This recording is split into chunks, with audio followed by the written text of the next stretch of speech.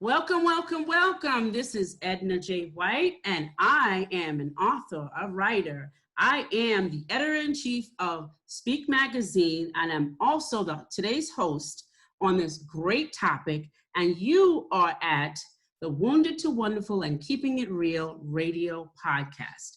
And this is the destination for real life stories from real life people who do real life things. And today, our subject is going to be something that's really intimate, and I want you to be part of that undertaking. So today's topic is going to be ending the deadly cycle of abuse and its myths. And I have two amazing people here today, and I hope I don't botch up their names like I normally do everything else, but it's okay. So they're very forgiving and they're loving. And today's guests are Vasundharaa, Nair, and Jeanice Cummings. And we are going to be discussing this subject. So I would like them to introduce themselves. Vasundharaa, could you go first, please, and tell us about you and what you do? Thank you so much for the opportunity. I'm really excited to be part of this. To tell about myself, I am Vasundharaa Nair. I'm a senior research fellow under the University Grants Commission. I'm also a mental health clinician. I'm currently doing my PhD in the area of brain infections, which is to assess the different social factors that come into being when a person wants to seek treatment for brain infection. Whilst I also see my patients who have neurological concerns, along with mental health manifestations, who come to the institute that I belong to. It's called NIMHANS, National Institute of Mental Health and Neurosciences, which is based in Bangalore, India. Okay. Yeah.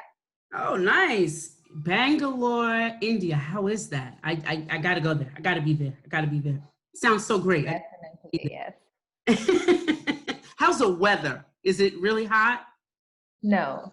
It comes in the southern side. It's not very hot. It's not very cold. It's moderate. I might like that. I think I might like that. I like the even temperature. Okay. Welcome. I'm glad you're here today. And Jeanice Cummings, tell me about you. Okay. Thank you for having me. It's such a pleasure to be here. I am the CEO and founder of You Win Working With Me. And I am a relationship recycle coach. Woo! And you're probably wondering, what is that? No, I like it. What I do is I take my clients through the process of letting go of the old version of themselves so they can be transformed into something new. Nice. I assist women who have left their abusive relationships, and they're ready to acquire some practices and principles to make better choices, and so that they don't wind up making the same mistake. Okay. And my background is with women. I've worked with women for over 35 years in various capacities: mental health, domestic violence, incarcerated women, homeless women, families, and children. So I have a long, extensive history in human services. Okay. And my last job, I worked in the jail with pregnant moms, and that was very rewarding, because a lot of times when they had their babies, they would go into the foster care system. So one of my biggest accomplishments that I feel very proud of is that I helped reduce the number of children that were placed into foster care. Nice. By talking to a family member, bringing them to the hospital after she delivers, and coordinating that services. So that was one of my biggest accomplishments. And I just felt it was very rewarding working with the women that were pregnant, because they can't see anybody. So I was pretty much the only person that they could see and that they could work with. And while I was there, I also worked to ban the shackling of pregnant women during labor and delivery and to and from their doctor's appointments. So I was there for 11 years, and I did that, and that was one of the most rewarding I also worked as a program coordinator for a battered women's shelter. So women, women, women, that's all I've worked with, Gotcha. you know, and I had my own experience with domestic violence from the perspective of a child. So I have a good view of how the child feels, and that helps me support the mother and Okay. getting healed and hopefully not getting back into the same relationship she just came out of. Understood. So where are you located? I am located in California, El Oh, Sobrante, California, okay. East Bay. Yeah, so that's where I'm located at, but I'm originally from Oklahoma. I was Okay. born and raised in Oklahoma, but uh, again, I just have a long history of supporting women. And I also was an infant massage instructor, so I taught parents the loving side of the massage, you know, Mm-hmm. because I was trying to figure out what angle I needed to come from. So I said, well, let me start with the baby. And then, you know, as usual, we always have to work mostly with the woman because she's usually the person that's responsible for everything. Absolutely. So today we're going to be having this intimate conversation of being wounded in life, love, and relationships, and even sometimes in business, because all of it affects, it works together. And it's wonderful when we can get together and find lessons when we are talking with one another. So we know that this is a serious topic, and of course, a lot of people have discussed it over time. And I think it's very important to talk about it now because of the pandemic and the amount of cases that have kind of changed because we were on lockdown. I know that physical abuse occurs every 20 minutes in the US by an intimate partner. Every year, more than 10 million men and women experience emotional, verbal, sexual abuse, and even more. That's 1 in 3 women and 1 in 4 men.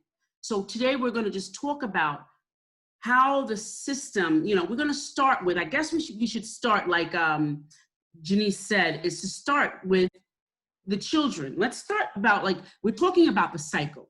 So the cycle, we want to start with the children. So if Vasundharaa, can you start and talk about, the cycles, what the effect of it, what effect is it on the children that you've seen or you've experienced or even that you know of? So during the pandemic period, the first initial work that we started off was with the helpline work because patients couldn't reach the hospitals, the OPDs, everything was shut down. And most of the times I remember the second day, the call that I got from a 12-year-old boy, and he called on the distress number in evening 5 p.m. and asked me this question, ma'am, I'm so and so, I have a little sibling. My parents are here, but they are 24/7 work from home, so they are held up in their work. I have an 8-year-old younger sibling. Can you tell me how to keep him engaged? Because I have to do my work at the same time, I have to take care of my sibling. Wow. I want help from the distress number for this. Out of all, I never expected that as a distress, Yeah. call to actually come in. And when the child actually asked me that, it made me think. Right. Children during the pandemic had different issues that came in. Their regular routine was disrupted. They were suddenly asked not to go outside, and they were trying to actually understand what is happening. Yeah. A lot of times, what was happening is that children were not involved in the communication part of it. So, Hmm. as the elders, you know what is happening, you have made sense of it, but out of the fear, sometimes the way you're communicating the child is that, hey, this is it, so you do this because I want you to do that.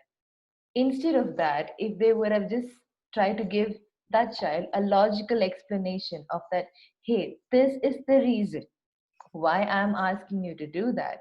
If you Hmm. don't wear the mask, this is what's going to happen. If you step outside without the precautions, what will happen? that amount of, decision making or just providing that knowledge was not actually going to the child.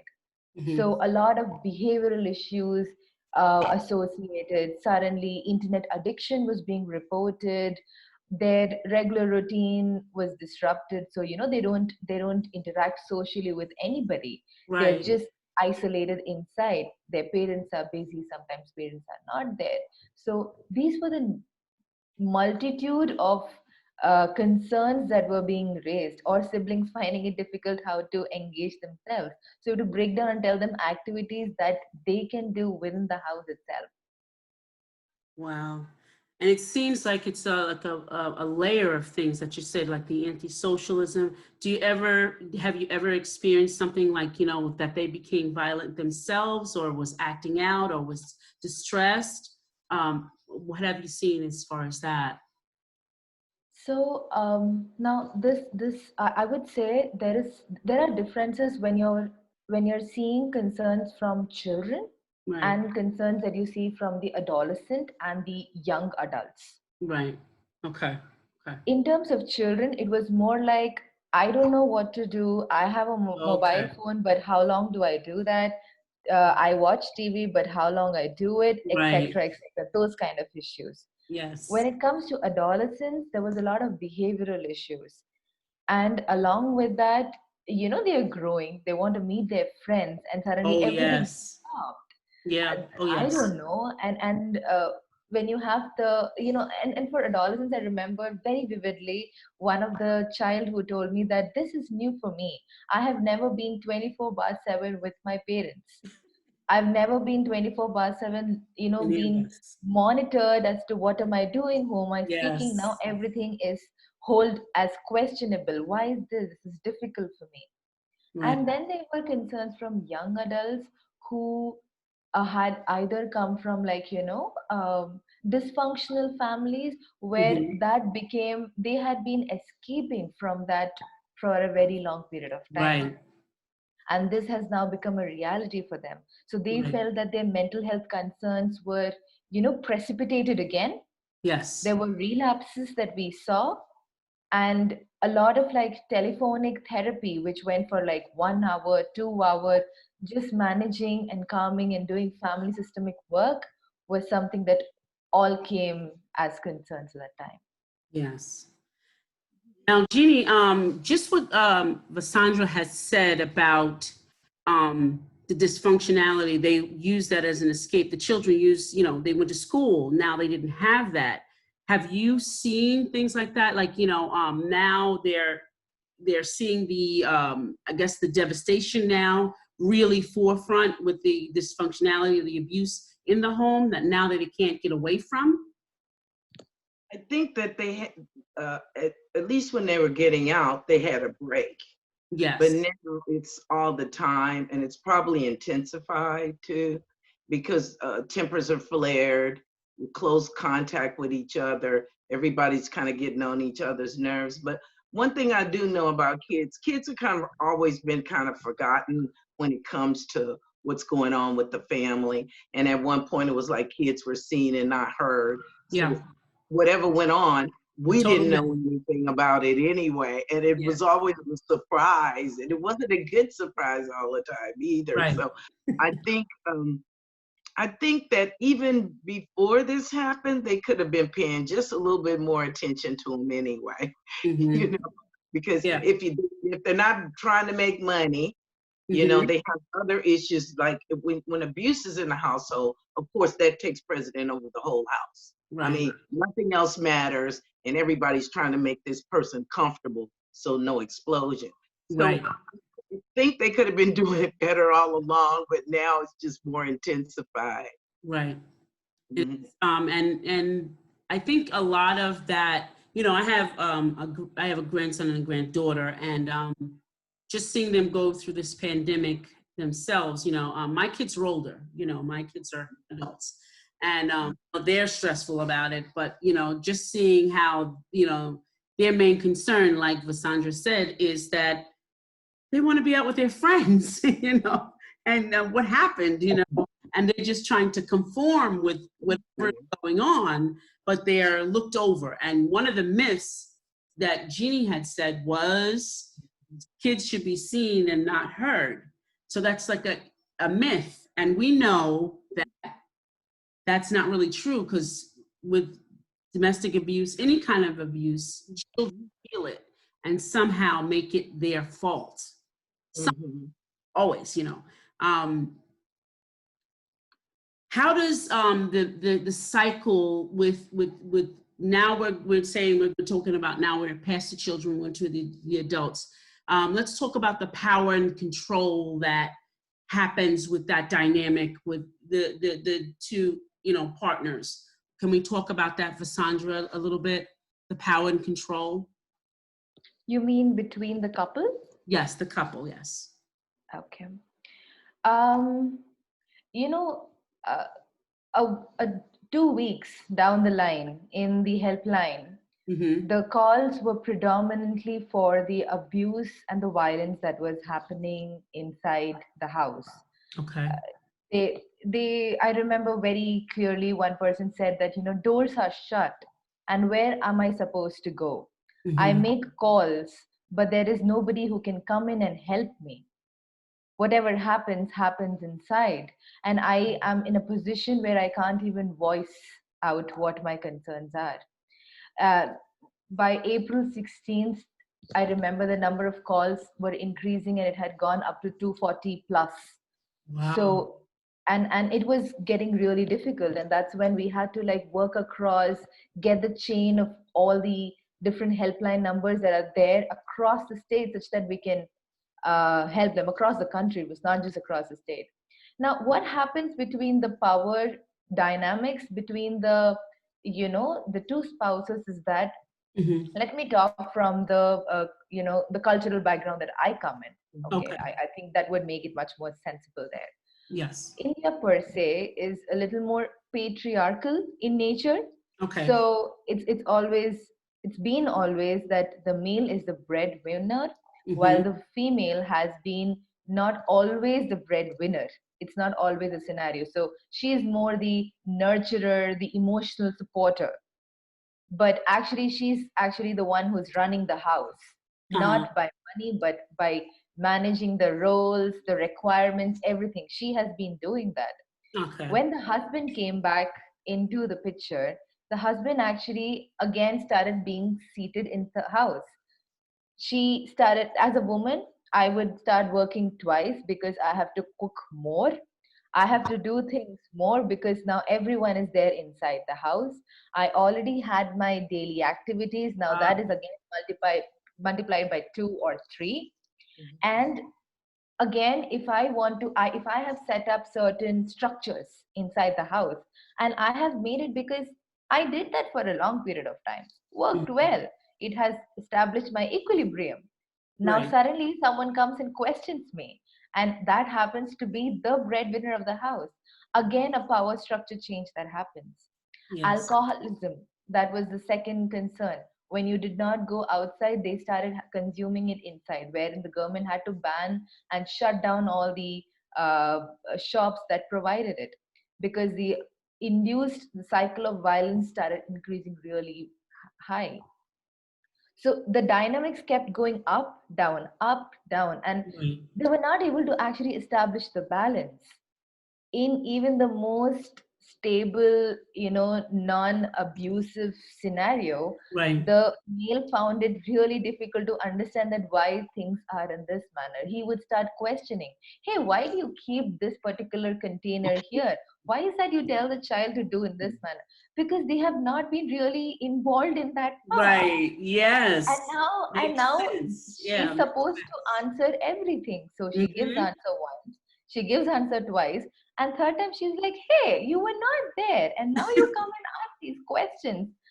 It's too much for me. You are in the house, I have to do cooking, I have to do double the amount of like cleaning, and now you're asking questions on that. So all of these were like, you know, issues that came in. Yeah, I can see that. That makes, I mean, total sense. It really does. I mean, nitpicking almost. That's what I would call it. But like, oh, why is the juice there? And shouldn't it be in the refrigerator? And you're the one kind of doing it all the time. That makes so much sense, Sandra. What about you, Jeannie? What have you seen as far as the power control issue? Well, I think I don't think people really knew each other because everybody was going their own separate ways, right? Right. And I think that with this closeness, it intensified the you having to do more work, as she just mentioned, Yes, absolutely. your whole schedule, and that's causing more stress on the woman. And if she's in a really abusive relationship, that could also be physical as Right. well. Right. Yeah. And then the kids are there, so they're having to tiptoe around as well. So there's definitely a lot of stress that's being put more on the family structure as a Mm-hmm. result of everybody being seeing each other too much in a Right. way. In a Yeah. way. Yeah. Yeah. It kind of, I know for myself, and I live alone, I was Mhm. on my own nerves, Mhm. I was getting on my own nerves. And then I was working from home in addition Mhm. home. Mhm. So it was like double like the work, like Vasundharaa said, like the double the work. It was like, holy my goodness. Like I got all this stuff like from the office here, which normally is not supposed to be there. And I'm freaking out about that. So I have to do double the work to clean up after working and then home. And I don't even have to come home. I'm home already, and to do the additional work. So Mhm. it's just like, it really is a compound um, Mhm. issue. It really is compound, and Mhm. very layered. And additionally, like you said with Jeannie, like you said, we really sometimes don't know ourselves. Well, you get to know yourself if you're alone, but you Yeah, really, right. but you don't know your partner as well as you thought you did, or Mhm. appreciated them as well as you thought you did, which makes a big impact. And then you start intimidating with moving the cup from here to there, or not having the fruit in the refrigerator, put it on the sink instead when you've been doing Mhm. it for years. And it Yes. becomes Yes. emotional, Uh-huh. becomes now you're emotional now your Mhm. anger starts setting in. So can we Okay. talk about that, about how the emotional part starts to to envelop in this whole dynamic of the cycle? Okay. Okay. I can talk a little bit about it, Okay. about the emotional. Um, well, number one, the emotional starts setting in, like you say, the nitpicking starts, and then it may turn into the name calling, and it may be put downs. And again, it's more noticeable because you're in it more, but Yeah. it probably already was there in some cases. Okay. But a lot of people that are in those kind of situations, they make excuses for the behavior, like the person's stressed out. So, you know, Right. but what happens to the individual that's dealing with the emotional stress, their body begins to tear down because they're holding in all that pressure and that stress. Mhm. And it's really not good for their health. And unfortunately, sometimes that anger is taken out on the kids. Mm. Every little bitty thing they do, they're being centered, or it's being Right. pinpointed, just like she mentioned about pinpointing in terms of the extra work, the Right. extra questions and things.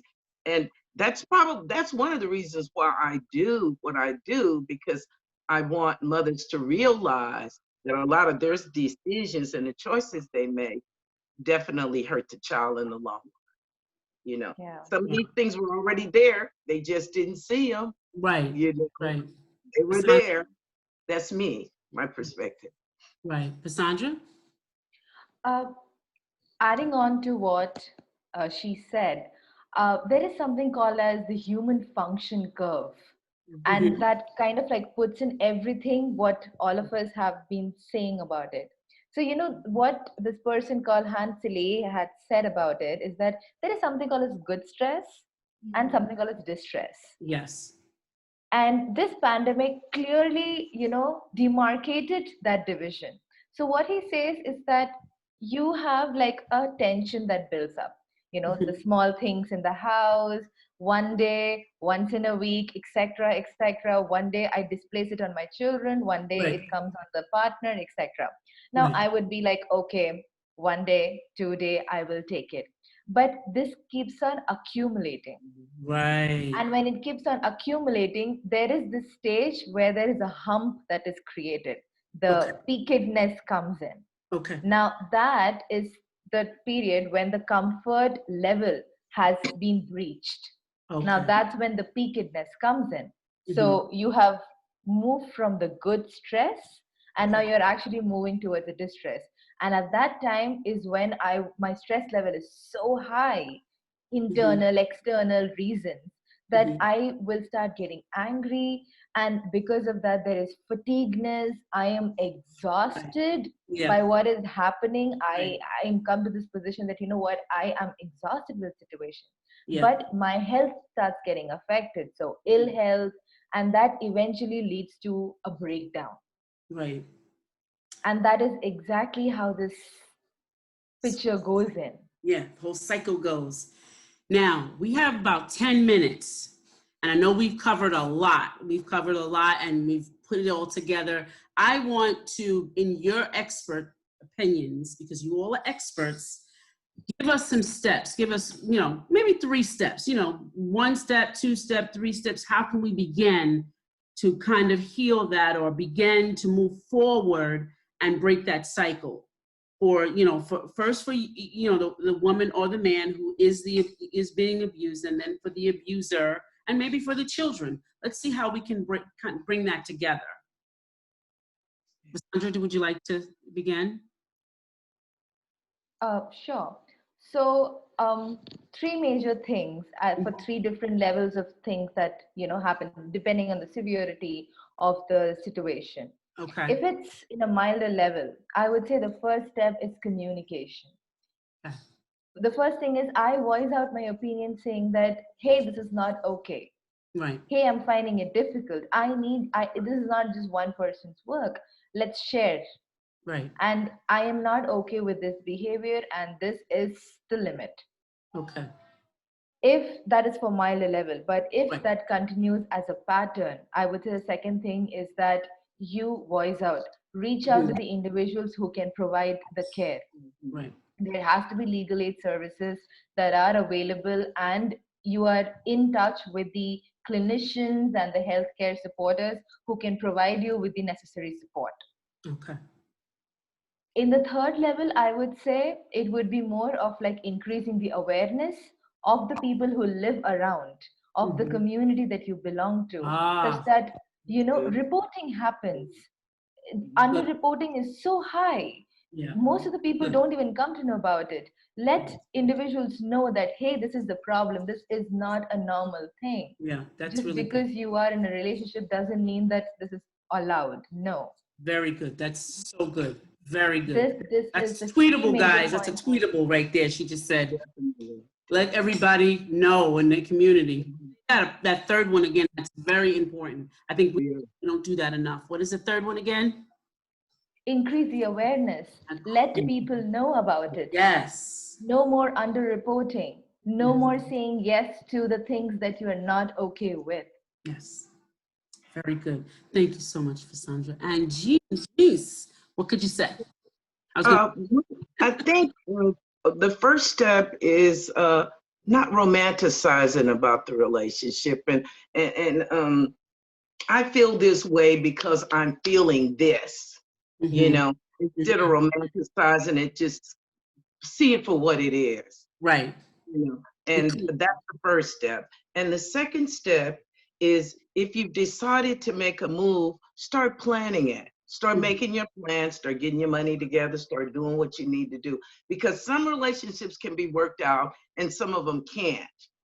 And the biggest thing is feel your body. Your body will tell you whether this is wearing you down or killing your soul, because you'll find that your soul will be depleted once you've given everything that you have. Oh, that's There's very nothing left for you. So just pay attention to what's going on. Be in the game. Don't be on the sidelines no more. That's very good. Very good. Ladies, I think you all have covered it. I think that you have made this exciting. And I know it's a sensitive topic, and I know it's a serious topic, but I think you've made it exciting that we now have some solutions and we can have this conversation. We have 2 tweetables, so I really want to tweet that today. I'm so glad that you all are here today. Vasundharaa, Jeannie, no, not Jeannie, Jeanice, I want to call you Jeannie, but Jeanice.